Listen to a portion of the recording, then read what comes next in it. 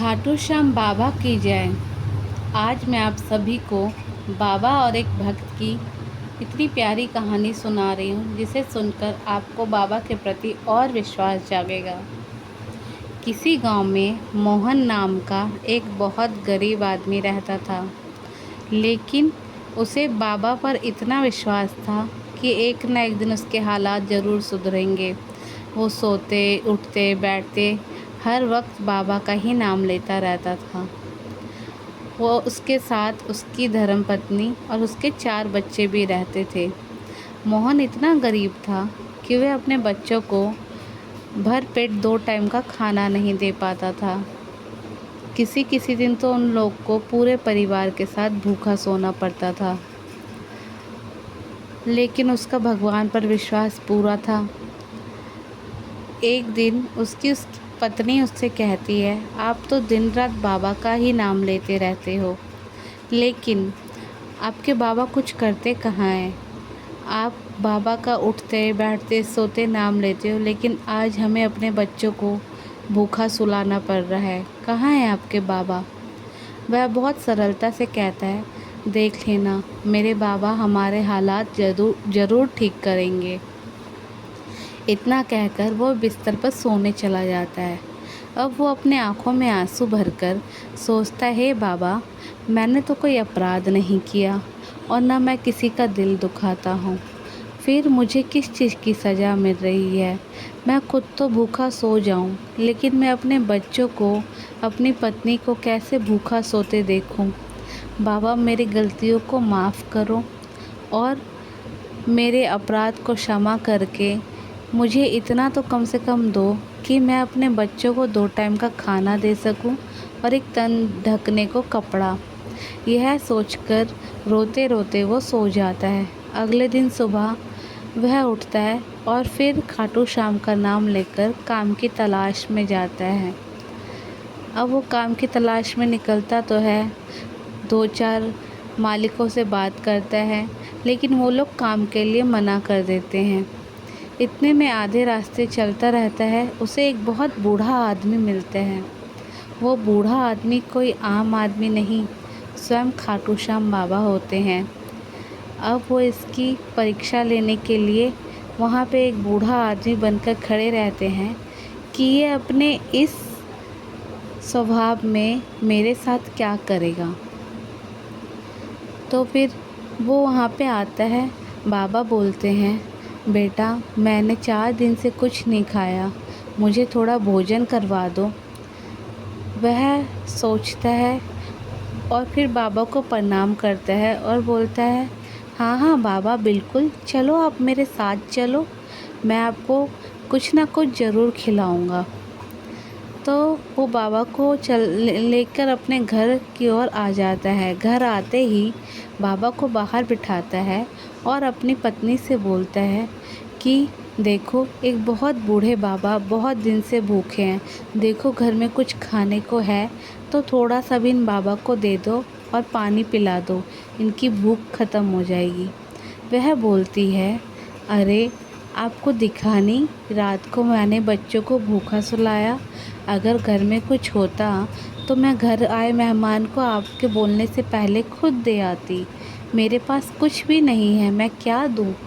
वह बोलता है, तुम देखो तो सही। इतना कहकर वह बाहर आ जाता है और बाबा को देखता है, बोलता है, बाबा, खाना तो अभी पक रहा है, तब तक मैं आपके लिए पानी लेके आऊँ? वह मन में सोचता है, अगर मैंने इन बाबा को कह दिया कि मेरे घर में अन्न का एक दाना नहीं है तो इनका कितना दिल दुखेगा। अब मैं क्या कहूँ? तब तक मैं इनको पानी पिलाता हूँ और घर में देखता हूँ, कहीं ना कहीं कुछ तो ज़रूर होगा।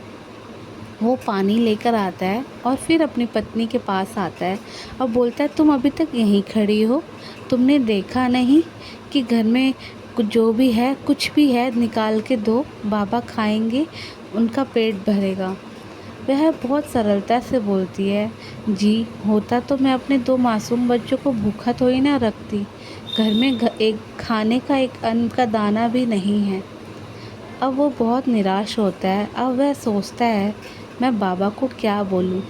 फिर वो बाबा के पास जाता है और निराश मुँह करके सर झुकाकर नीचे खड़ा हो जाता है। तो इतने में बाबा हंसते हुए बोलते हैं, बेटा क्या हुआ, बन गया खाना, ले आओ।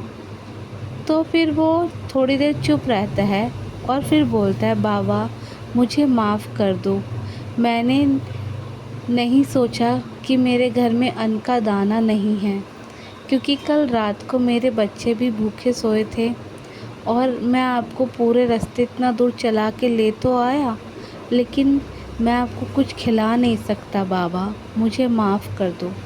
तो बाबा इस पर मुस्कुराए और बोले, तू झूठ क्यों बोलता है, तेरे घर में अन्न का दाना नहीं है, तेरे घर में तो बहुत अन्न है, तो मुझे खाना नहीं खिलाना चाहता क्या। वह बहुत निराश होकर बोलता है, बाबा मैं आपसे झूठ क्यों बोलूँगा, मैं खाना नहीं है मेरे पास, नहीं तो कल मैं अपने बच्चों को भूखा नहीं सुलाता। फिर बाबा मुस्कुराते हैं, बोलते हैं, तू झूठ बोल रहा है, तू अंदर जा और अपने पत्नी को बोल कि जो अलमारी में एक उसने घड़ा रखा है, उसको उसमें जो 4 रोटियां पड़ी हुई हैं और सब्जी पड़ी हुई है भर के, छुपा के रख रखी है तेरी पत्नी ने, वो मुझे दे। वह मन में सोचता है, घड़े में रोटी सब्जी, बाबा क्या बोल रहे हो। वह बोलता है, नहीं, तेरी पत्नी ने छुपा कर रख रखा है, तू जाकर लेके आ, मुझे खाना है, मुझे बहुत भूख लगी है। अब वह अंदर जाता है और अपनी पत्नी से कहता है कि तुमने मेरे से झूठ बोला। वह कहती है, क्या झूठ। वह बोलता है, तुमने घड़े के अंदर खाना छुपा रखा है ताकि मैं उन बाबा को ना दे सकूं। वह बोलती है, आपको समझ में नहीं आता, अगर मेरे पास खाना होता तो मैं रात को अपने मासूम बच्चों को आपके सामने भूखा सुलाती।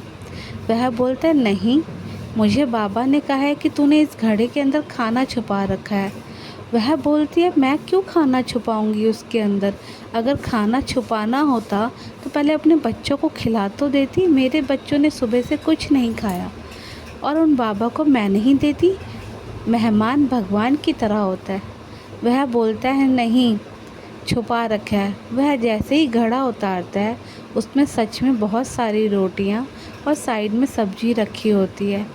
अब तो वो औरत हैरान हो जाती है कि हे भगवान, मैंने तो ये खाना नहीं छुपाया। उस पर उसका पति बोलता है, तुम कितना झूठ बोलती हो, तुमने खाना छुपा दिया ताकि मैं इन बाबा को ना दे सकूं। ऐसा व्यवहार तो मत करो, मानता हूँ तुम खाटू श्याम को ज़्यादा नहीं मानती, लेकिन खाटू श्याम क्या कहते हैं, घर का आया इंसान भगवान के बराबर होता है, हम उनको खिलाकर हमें कमी नहीं पड़ेगी। वह बोलती है, आपका दिमाग ख़राब है, अगर ये खाना मुझे कल दिखा होता और मैंने बनाया होता तो ना तो मैं आपको भूखा सोने देती और ना अपने बच्चों को, और ना मैं इन मेहमान का अपमान करती। यह कहकर वह कहता, नहीं, मुझे इन बाबा ने बोला है, तुमने झूठ बोला है। वह गुस्से से बाहर जाती है, बाहर की तरफ जाती है और कहती है, कौन से बाबा है जो हमारे बीच में झगड़ा लगा रहे हैं, मैंने तो ये खाना नहीं छुपाया। वो गुस्से से बाहर की तरफ जाती है और देखती है तो बाहर कोई नहीं होता, बाहर सिर्फ एक मटका भरकर पैसा रखा होता है और एक छोटी सी खाटू श्याम की तस्वीर। वह देखकर बहुत तेज चीखती है। इतने में उसका पति वो खाना रखकर बाहर आ जाता है और देखता है, देखकर उसके आँखों से अपने आप आंसू बहने लगते हैं। उसे समझ में नहीं आता वो बाबा को धन्यवाद करे कि क्या करे, लेकिन वो बाबा का नाम लेकर अपनी पत्नी से ये ज़रूर कहता है, देखो मैंने कहा था ना, मेरे बाबा सब कुछ पूरा करेंगे। वह बोलती है, जी हाँ।